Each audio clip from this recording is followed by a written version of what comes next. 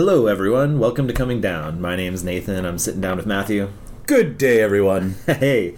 All right, so here we are, episode 15. I can't believe it's made it this far, but... Me neither. But it's going to keep going further, because, as mentioned before, we have so many more episodes already recorded, so... It's insane. It's just going to keep coming. Keep on coming. So, what's new, man? Dude, so, this actually happened a while ago. I meant to, mention this, but, life happens. It's been the holidays and stuff. But CBD and hemp is now legal. Nationally? Federally? It has been federally decriminalized by our Cheeto Hitler overlord. Wow. That's crazy. And it's crazy that I didn't hear about this. The fanfare was pretty low. I think he's just trying to smokescreen as much of the fucking hullabaloo surrounding him and Russia and everything as much as he can. Of course. I mean, anytime you see something sort of little or innocuous happen, it's like, check the news to see what's really happening. Exactly. What thing is he trying to distract from? Right? He's like, oh god, these fucking hippies are on my ass way too much. Here, let's throw them a bone. Oh god damn it, they're still on my ass. Yeah. But, I mean, dude, they straight up have fucking pens at Plaid Pantry with CBD in them. You can just go to the fucking mini mart and buy weed drugs. But meaning you can also do that now in, not legal states. As far as I know, yes. Wow. 7-Elevens everywhere. Soon we'll be carrying fucking... Dude, it's the future that I dreamed of as a child. Yeah. Philip K. Dick was, imagining this in the 70s. So, here we are. Yeah, that's so wild, man. I mean... Yeah, even a blind squirrel finds a nut now and again. So, even the stop clock is right twice a day, boy. Yeah, and even a shit-ass president might do something worthwhile, so... But hey, man, Nixon gave us Medicare, so, Yeah, it's true. Fuck. Yeah, man, that's so wild. Well, I mean, fanfare and all that, that's good news. Yeah, I mean, shit, dude. Ultimately, it means that people who can benefit from CBD medically who don't have it as a possibility for medical in their state can now just say fuck it all. The federal government endorses this. Right. Is my state gonna fucking block it now? Right. Well, and it's always been mind-boggling that hemp wasn't legal because there's so many uses for it, and it's actually a pretty legitimately good crop to grow. Oh, it's only been a part of humanity since before recorded history. Right. If I'm not mistaken, the old Japanese character for it, the ideogram was kind of like a plant that grows near a house. People have just cultivated hemp for tons of shit. Oh god damn it. Here I go. We're going off on the fucking hemp trip. No, I'm not trying to sound like a fucking granola bar right now. But yeah, hemp is... I think you just sprouted a dread. I know. Seriously, Jaman. Anyway, I'm sorry. That's disrespectful. But I'm not trying to insult Rastafarianism. But yeah, I definitely fucking started getting real crunchy there for a minute. So That's put the brakes on. No, that's good. I mean, it is interesting though, the history of hemp, and it's and it's been around forever, and obviously anyone who does know the history of it in America knows that it was made illegal for all sorts of weirder, more fucked up reasons that had to do with economy and industry and racism and political gains. Yeah. Harry Anslinger was a dick. Yeah, so maybe farmers in America can start growing a legitimate crop and we can start getting rid of some of these cornfields, Oh, man. Yeah. Seriously. I mean, fuck, dude. Corn is pretty worthless. Oh, it's the most worthless crop. It's not even good for livestock feed, apart from filler, as far as It's not good for anything. It's bad for soil. It takes tons of water. It's not particularly healthy. I mean, it's delicious when you put it on a barbecue, but I'm pretty sure we could have, a couple of cornfields and be good, Well, we could grow an amount of corn for eating, but, the whole corn thing, with the way the government subsidizes it, means insane. Way too much is grown, and then they put corn syrup and other corn byproducts in everything. And apparently there's still huge silos of unused corn in the Midwest, Well, and anyway, and that's my soapbox on Man, we are just soapboxing hard today. All right. Welcome to Coming Down, where a couple of old men get on their soapbox. Right. I'll be your hippie fucking host today. Yeah. Woo. All right. So, speaking of soapboxes, I guess. No, I don't know if that's a segue. It's not, but go with it. Regarding this episode, we'll just get into talking about this episode. This is a fun one. We kind of mention everything that has to do with this episode in it, so we won't go too long in the tooth with it here. But I do have to mention, because the top of the show is the spot for corrections and apologies. Indeed. And we haven't had to do too many of those. But at the end of this episode, we're talking about cops in small towns and the crimes that they address, and I sort of lump crimes that are important and crimes that Certainly. aren't. And I sort of accidentally lump domestic abuse calls into crimes that aren't important, but that was not my meaning at all. And, For sure. And I hope people obviously know that I take that very seriously, and everyone should take that seriously. That's a big problem in America and everywhere. So Absolutely. And hopefully our listeners will understand what you meant in context, but yeah, like we just want to say at the top of the show, like, domestic abuse is a serious fucking problem, and we definitely understand that. Yep, and and when you record a thing, all your stupid little things you say are there forever now. So, Right. But then we get the opportunity to try and correct it and apologize for that. So anyway, I hope everyone knows that's not what I meant. You'll see in context, it's not what I meant, but don't take it the wrong way. Yeah, I'm sure it will hopefully be apparent, and I hope this just goes to prove that we aren't fucking editing this shit. So. Yeah, not really. We edit now and again, but we try and keep it raw. Just to protect names of the innocent and whatnot. Yeah, for sure. But yeah, we don't edit out our stupidity and our all the dumb things we say. Oh, God, no. And there's plenty of those. So yeah. Would that we could, but we soldier on. Indeed. So anyhow, the only other thing to mention is we're still running the contest. We're going to run that until the end of January, and all you have to do is retweet us at all.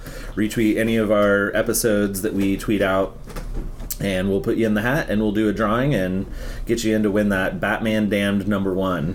Some sweet Bruce Wayne penis. Indeed. It's an issue for the ages. So history in the making. But yeah, if you want to be on the show, just hit us up, comingdownpod@gmail.com, or again, find us on Twitter @comingdownpod. We love to hear from you, or if you want to be on, just let us know. We'll get you scheduled.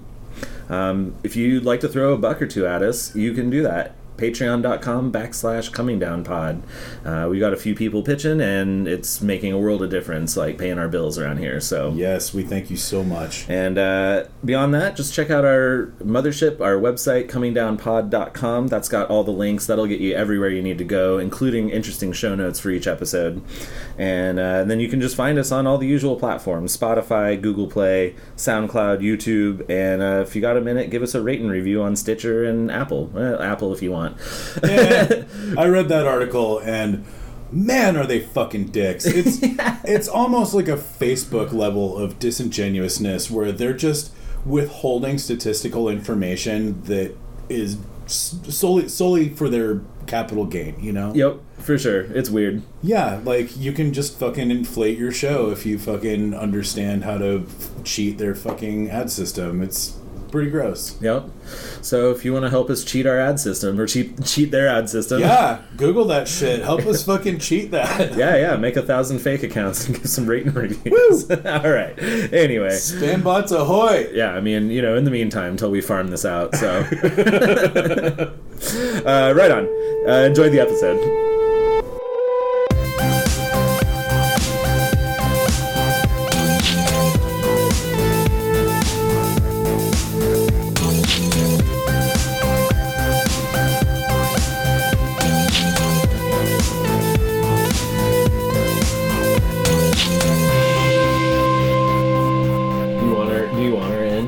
Some reason. I mean, we just talked about maybe trying not to keep her out at night, right before Halloween. Oh yeah, that's a good point. So I'm just she's a black cat. She is a black cat, and people are assholes. But here's my thing about rum is have you ever noticed that the lower in rank you are, the better rum it is? So Captain Morgan's God damn it. is certainly the shittiest. Oh, wait, no, I'm sorry. Is Admiral higher rank? No, yes. Okay. Admiral's the Admiral's highest. the worst. 'Cause Admiral Admiral's the Nelson worst fucking... is by far the worst spice rum.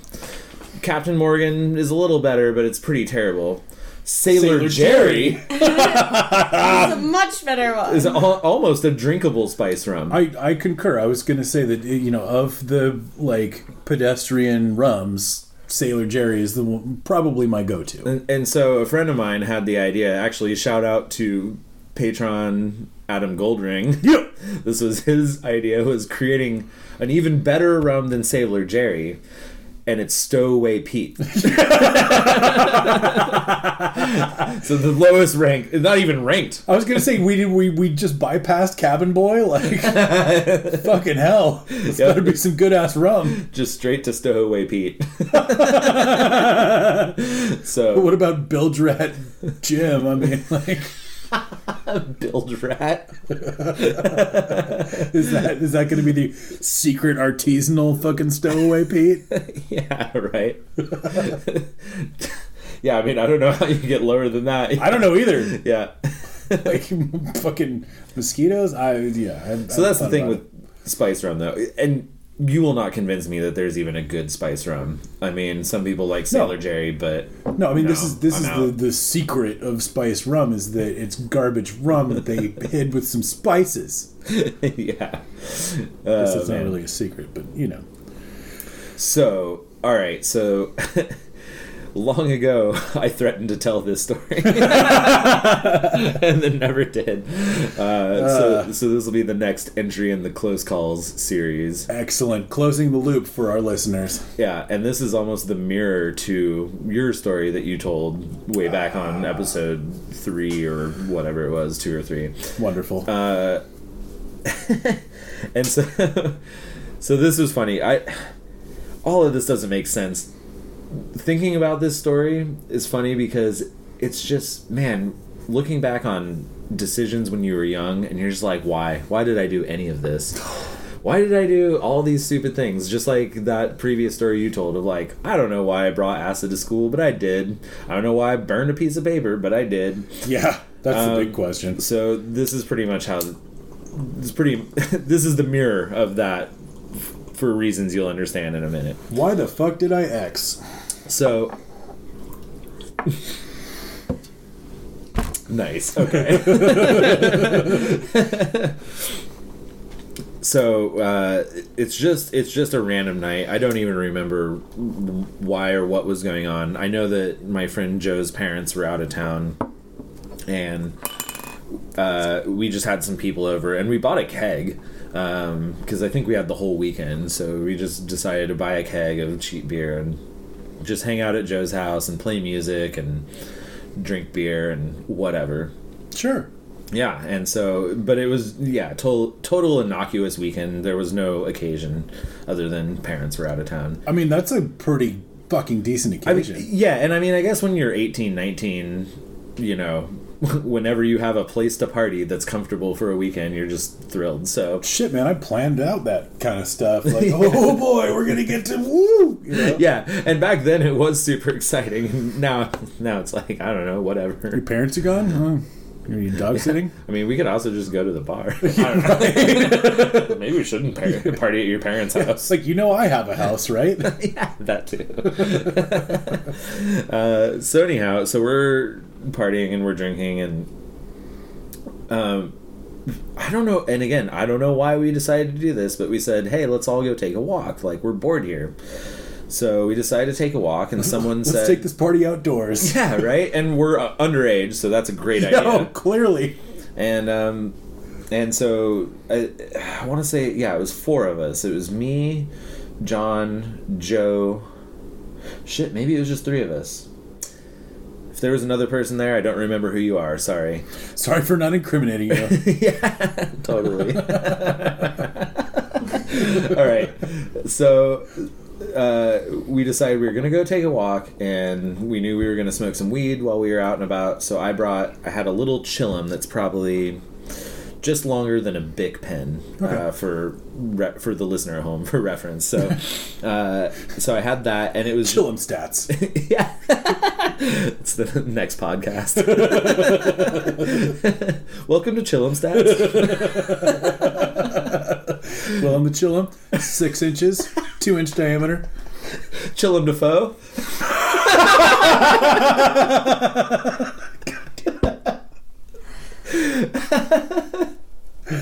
Oh, well. All right, so our next entertainment franchise.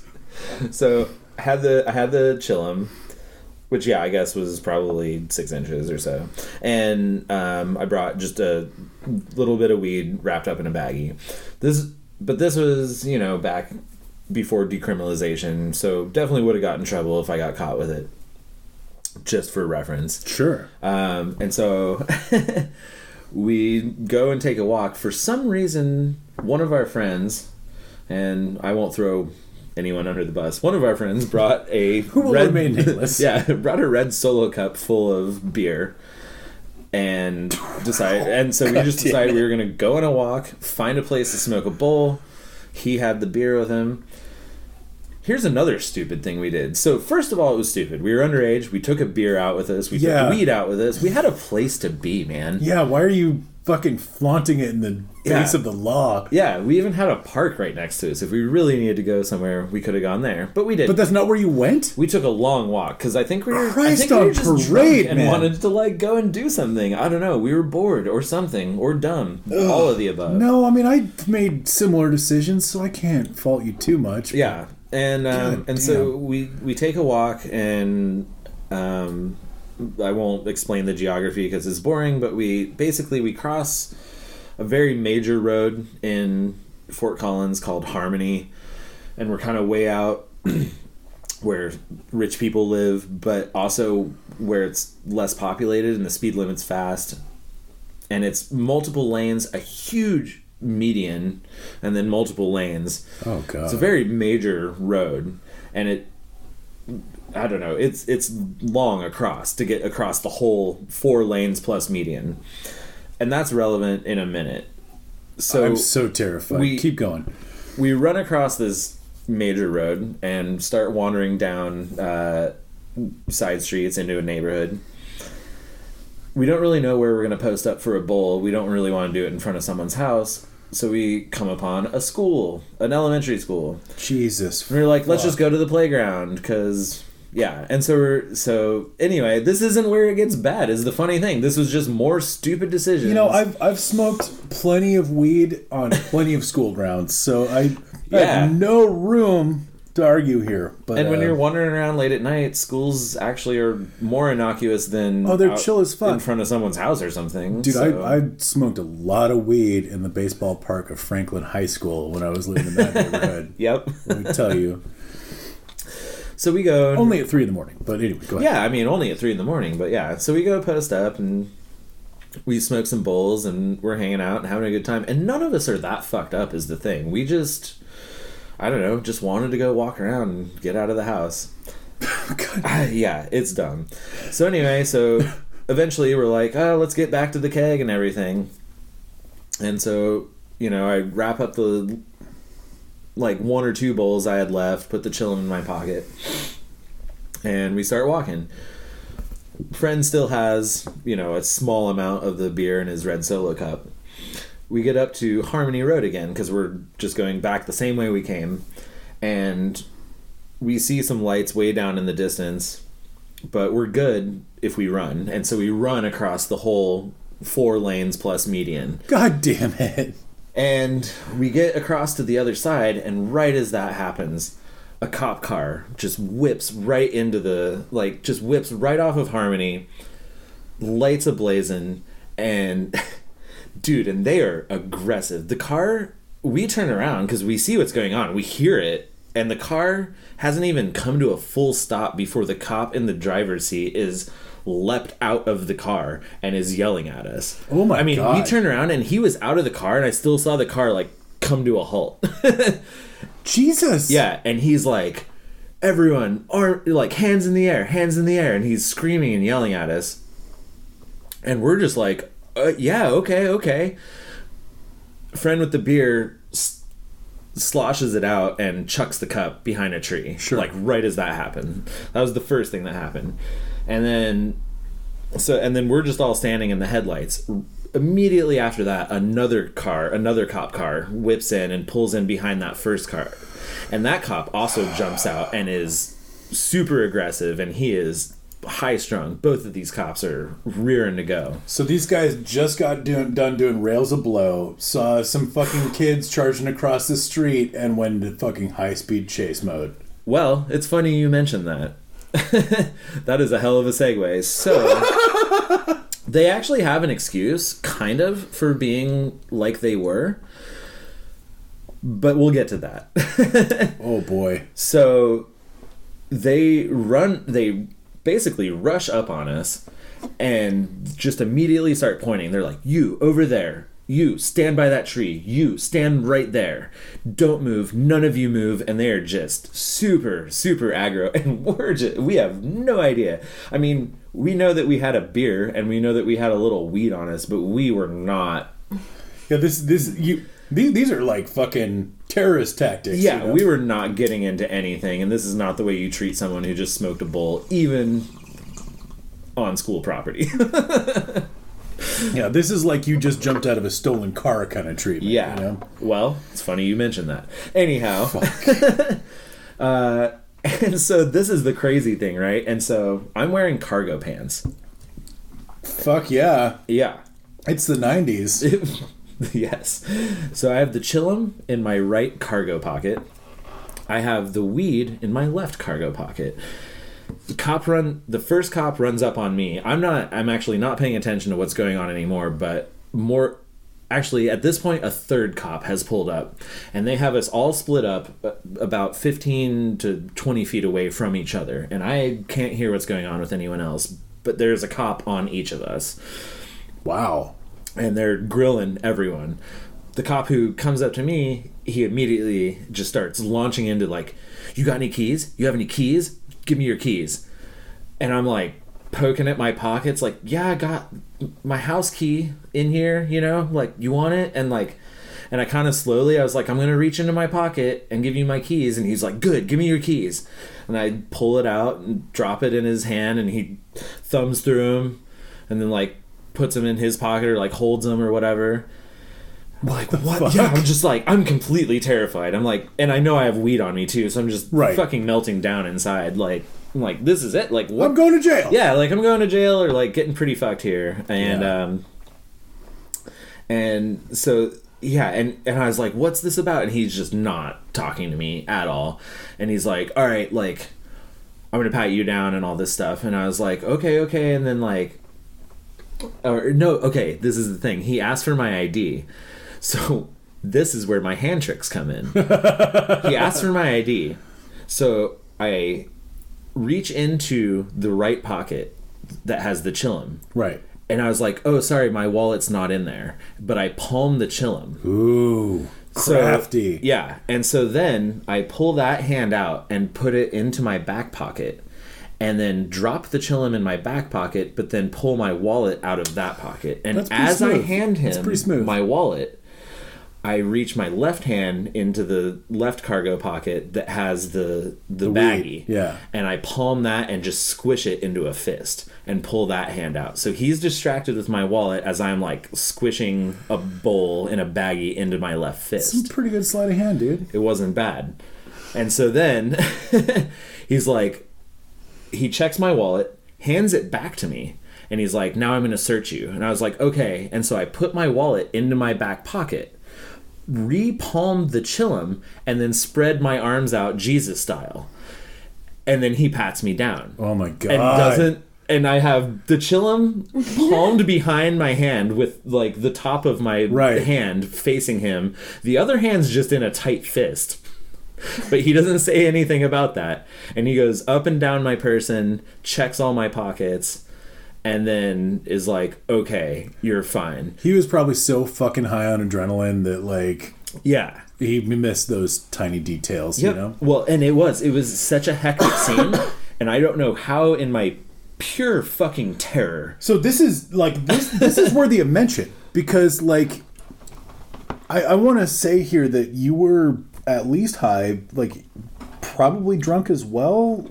I mean, I had probably 4 beers in me, so I'm buzzed. So a good buzz, and I had just been out for a walk, stoned, but I was definitely stoned. And then the fucking fear kicks in.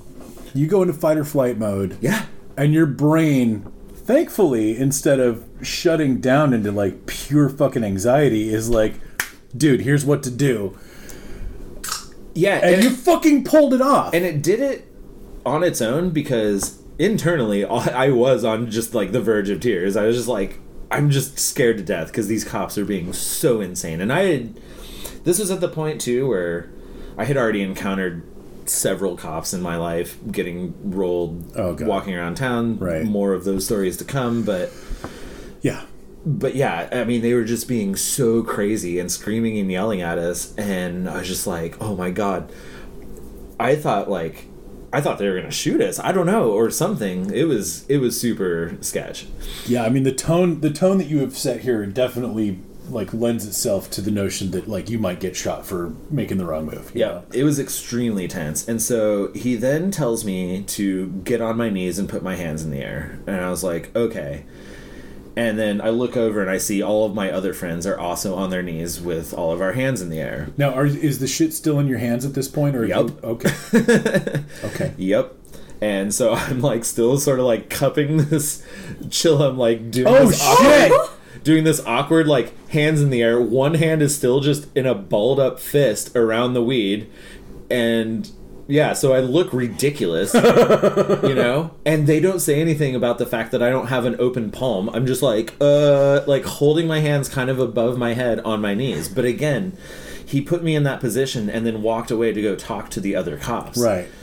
And that's, again, when I look and see all of my other friends are in this same position. So each of those other cops instructed the same thing to them, probably did the same thing. Right. Probably, well, and as I found out later, did the same thing, questioned everyone for their keys, was just super weird and aggressive about keys. I'm starting to put some things together here, but I'm going to let you... Yep. So the wheels might be turning a little bit. It wasn't quite for me at this point. So the cops go and talk amongst themselves. We're all just looking at each other from afar of like, how fucked are we? Pretty fucked! Yeah, and I think my other friends are eyeing me because they know I have the weed and stuff on me, and they're just kind of giving me this side eye of like, did they find it? Like, right. You know, like, what's going on, man? And I'm just kind of like... Are you going to jail, bud? Yeah, I'm just kind of giving a shrug and a smirk. Yeah. Just kind of like tilting your hand like, it's up here. Yeah, like wiggling that fist. Yeah. Look up here. So anyhow, yeah, and so the cops all get done talking and conferring amongst themselves. They come back. Cops like, come walk with me. The other cops do the same thing. They gather us all up, and they're like, "You're probably wondering why we stopped you tonight." Actually, no, I'm good. And we it kind of was just like, actually, yeah, it kind of was like, no, I'd just like to go home. Please. Yeah, right. Can you just fuck off now? Like, and so he proceeds to explain to us that someone had stolen a car much further down on Harmony Road, and they had found said car driving down Harmony Road, and I guess it was a sports car. I think he said it was, because that was what they were looking for, was Camaro keys. So it was a Camaro, and of course he was like, yeah, someone stole this Camaro. We were following them, found out it was stolen, put the lights on, and then that car like cranked up to 100 and we lost them because they turned into the neighborhood that we were just in smoking that bowl. Right. And they had lost this car, and so they thought they thought we were the guys and that we had ditched the car and were like running because we ran across that road. Remember when I told you? Right. We all ran. And so they saw 4 dudes running as they're actively looking for some people who stole a car. So they just thought it was us for sure. So you were the perfect cover for some criminals. Yeah, so some dudes got away with stealing a Camaro because of our dumbasses, like out wandering around for no good reason. Oh, those fucking cops were so pissed. They were fucking pissed. And here's the epilogue to the story. Well, and so the key thing was the crazy thing, because when it all came to, like, when it all came to be, it was like, oh, that's why you were so fucking aggressive and, like, freaked out about keys. Like, at the time, I was like, am I losing my mind? Like, why do they care about my keys so much? But I mean, like, yeah, but what kind of fucking criminal is gonna take the keys from the fucking stolen car? Like, that's kind of stupid, right? Well, that would be stupid. But I guess, like, that's all they had to go on was, like, if you have Camaro keys in your pocket, then, like, we know we've got you or whatever. Those are shitty cops. Yeah, so ultimately, like, well, and I guess I failed to mention, because the cop did question me briefly on, like, what I was up to, and I was just like, yo, we were at my friend's house, and we're just out for a walk. Like, I know it's late, but we just decided to go for a walk. And that's what all my other friends told him, except for the friend who had the drink, because the cop mentioned it to him and said, oh, we noticed you threw that solo cup. No. And so he admitted to the cop, like, yeah, we were drinking. We've got a keg back at my friend's house and stuff, right? What a douche. Well, like, the cop had him. I mean, like, cop had him dead to rights, dude. Like, he saw him slosh the beer out and throw the cup. Could have at least said we were coming from a party back there. Yeah, totally. I mean, I guess he felt in the moment like being honest was gonna get him. Okay, let's walk that back. You're right. Yeah. Like, you, and furthermore, like I say, those are shitty cops. They didn't fucking shoot you for no reason. Shoot us. So, like, let's not say that they were shitty cops either. Like, they were cops who were desperate to catch some criminals, and they rolled some fucking dice on you guys. Right. Yeah. And so, like, I don't even shit on the cops that much about this, because I feel bad for saying that. No, totally. And everyone, I mean, it was a tense situation for everyone. And these cops were in the midst of a high-speed chase, lost their perp, and then saw 4 dudes run across the road. It made perfect sense. I get it. How aggressive they were was insane, because, sure, you know, I've never experienced that. But they didn't beat the shit out of you guys. No. And, you know, once again, like, bears mentioning white privilege. I mean, I was in a white town. Oh, yeah, let's fucking mention it. Yeah. Like, the fact that you guys were white was pretty fucking huge, and the fact that you didn't get the shit kicked out of you. All of these close calls stories, like, it's just worth mentioning every time. That, like, and I'm sure by the time anyone hears this, we will have already mentioned it in an intro, but, like, my God. Yeah. Is it huge that we were fucking privileged white children? Yeah, the fact that they didn't rough me up more, the fact that I didn't get in any trouble at all. Well, okay, but here's the funny thing, and I guess this is a privilege thing. At the time, I was like, you fucking asshole cops. Now it's like, actually, that was cool, because the cops, when they got us all back together, told us why they stopped us, which, honestly, they didn't even have to do either. They could have just been like, fuck you guys, go home. Right. The one cop who talked to my friend about the beer, he was like, just so you know, too, the only reason we're going to let you go tonight is because your friend here was honest. Whoa! Yeah. Oh, yeah, because, like, I totally glossed that over. Like, they were just like, okay, cool, that's what you had in the cup? Whatever. Yeah. Well, and because he admitted to what we were doing. If he had been like, what cup? Or, like, what beer? Or whatever. But, I mean, like, they didn't go back to your house and fucking remove the keg, No, they're right? trying to find someone who stole a car. Yeah, like, fucking god damn it. Which is why it's bullshit, though, is because they were never going to come back to the house and, like, confiscate our keg. And they don't know that it's not 21 and up people back at that keg. Like, they couldn't do anything. But then they acted like they were doing us a favor. Like, oh, well, like, we're only letting you go because your friend here told the truth. And, you know, you're all lucky. And we're like, I mean, I guess we are lucky, but also, like, you scared the fucking shit out of us for no reason, and we really weren't doing anything wrong. Right. Like, well, and can you imagine any cops today being like, well, your friend told us the truth about the fact that you're getting drunk off a keg back at his parents' house and they're not there. So, like, good on you for being honest. You guys just fucking go about your business. We're going to try to catch these guys in this car. Yeah. No! Yeah. That would not happen. I mean, probably not. No, probably not. Actually, I don't fucking know. Well, see, but that's the thing. Actually, in Portland, no cop would ever care about someone having a drink with a and cup, not doing anything wrong. No, you're right. You know, like, they want to catch real criminals, and for once in my hometown there was a real criminal, and so they were interested in that. Fucking A. I don't know what would have happened in Bend. I want to say that, like, they would have sent some other cops to that house, you know. But then again, actually, it's surprising that they didn't do that. But we didn't give him an address, so doesn't matter. Like, yeah, fucking. Well, I don't know. Honestly, actually, like, let's think about this in a different light. Like, maybe they were kind of outside of their wherewithal in, like, being as aggro as they were on you guys, and they were just kind of probably like, shit, these are minors, and we just went fucking bug fuck nuts on them.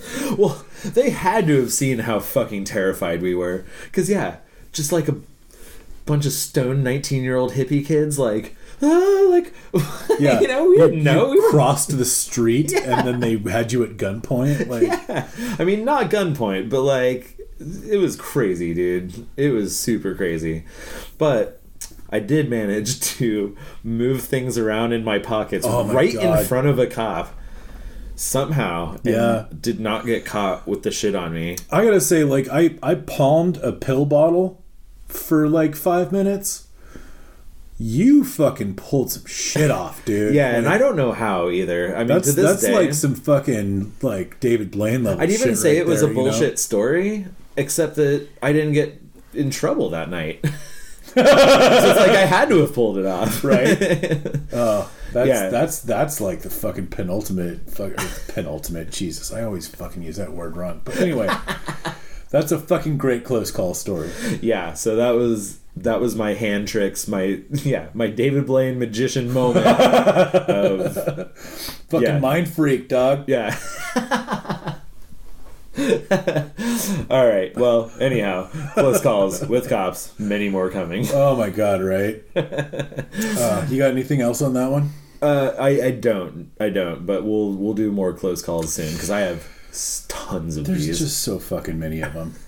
Jesus Christ. Yeah, and it's so funny because it was all from my younger years, and I've hardly dealt with cops in Portland ever. I've had one micro close call in Portland, but it wasn't close call for me. It was for the driver of the car that I was in, and, like, we're talking about his whole life hung in the balance, and the cop shone his light on my face and was like, all right, you guys can go. I'm like, is it because he was giving me a ride home that the cop was leaning on him? I don't know. Interesting. But yeah, so maybe they were looking for someone who fit your description. Oh no, like, they were looking for this guy, the guy who was driving. Oh, what? Because he should not have been driving his car. Oh, wow. Like, tweaker, no license, no registration, etc., etc., etc. And I'm like, how are we not getting impounded right now? I'm like, the cop just shines his light on my face, and I'm just looking at him like, here we go. But I think he just, and maybe this is some hardcore white privilege putting again. Lotion on your wrist, just getting ready. But I'm just sitting there, like, looking at this guy like, what the fuck? You got fucking pulled over, and now, like, you're getting impounded? Like, I gotta fucking walk home from here? Like, that was what was all over my face. And I think this cop was just like, get this clearly privileged white man home. Damn. Could we offer you an escort? Exactly. That's the only thing I can think of. Like, this guy was clearly jail material, No, I think that we already said it's worth mentioning, and I think, like, maybe I'll put a bigger cap on that. And we'll probably mention it every time, but we really should. I've told all these close calls stories for years, and only in this day and age of kind of finally understanding what white privilege really means, that I look back on some of these and I'm just like, yeah, Jesus Christ, like, right? This is insane that I didn't get in more trouble all the time. Yeah, and it's not like fucking growing up in the Vanderbilt family, like, you fucking date rape a dozen women and fucking drive your Ferrari into the fucking athletic club and like dad just pays for it. Nor is it being the one white guy in Detroit who gets let off the hook all the time either. I mean, I lived in a white town. It was 98% white or whatever. Absolutely. And so to a certain extent, like, we were just fucking cop fodder because we were teenagers and we were doing the wrong thing. Exactly. But I tell you what, anyone who was a person of color in my town who was doing the exact same shit that I was doing, like... Well, I'm sure they got fucked with all the time. I can't even imagine, Well, there weren't any. Right. And that's why, you know? Like, yeah, fuck. Totally. Yeah, so, I mean, I definitely understand, like, how lucky I got on a lot of these things. And, I don't know, yeah, it's super weird to reflect upon it now. Just be like, well... I got fucked with all the time, but I never actually got in trouble. Right. And so I can't imagine what it's like for a person of color to get fucked with all the time and get in trouble. Well, and just get thrown into the system all the time. Exactly. And I feel like this is really maybe part of the crux of the biscuit here, is that, like, there is this fucking prison industry. And it's primarily fueled by people of color. Yeah. And so, like in a lot of these jurisdictions, like, that's just what they do, is send people of color to jail for whatever fucking reason, because that's what funds all of the things. Yep. And, thankfully, during the period of history in which we were teenagers, the prison industrial complex wasn't really a thing.